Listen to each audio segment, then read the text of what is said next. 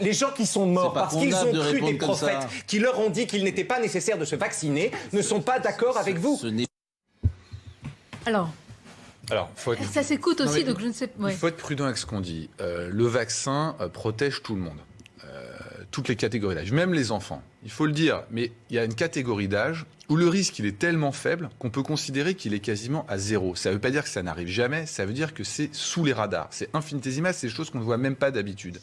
Et donc, il peut se poser la question de la proportionnalité. Et il n'y a pas eu de proportionnalité dans la gestion de cette crise. C'est-à-dire qu'on a forcé la vaccination chez des gens qui en avaient absolument besoin, et pour eux, et pour le système de soins, qui sont les gens de plus de 50 ou 60 ans, ça dépend où on met le curseur.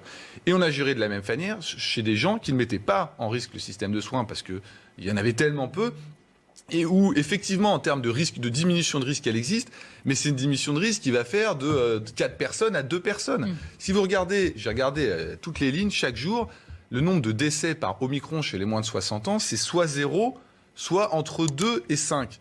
Donc la question, c'est est-ce que dans ces cas-là, on est obligé de mettre en place un pass vaccinal ? Et si vous n'êtes pas vacciné, vous ne pouvez plus vivre. Donc il n'y a plus aucune proportionnalité de la règle. Mais je ne remets pas en question le fait que le vaccin marche. C'est juste à quel point il est urgentissime de le faire et à quel point on peut le faire. Les parents ont le droit de vacciner leurs enfants, mais honnêtement, s'ils ne les vaccinent pas, le risque, il est quand même extrêmement faible. Est-ce que si je formule ainsi les choses, ça correspond à votre pensée, Martin Blachier, le fait d'avoir refusé plutôt de traiter depuis le début de la crise différemment les populations en fonction de l'âge, est-ce que ça restera comme une vraie interrogation ? Et là, le devoir d'inventaire, il devra se faire.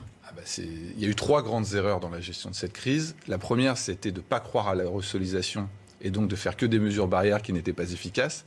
La deuxième erreur, c'est de ne pas avoir considéré les gens en fonction de leur risque, c'est-à-dire en fonction de leur âge. Je suis désolé, mais c'est l'âge qui distribue le mieux le risque. Et la troisième erreur, c'est d'avoir tenu mordicus que ce vaccin freinait la circulation du virus. Et il y a encore des gens qui le font et qui disent « mais si, ça freine la circulation du virus ».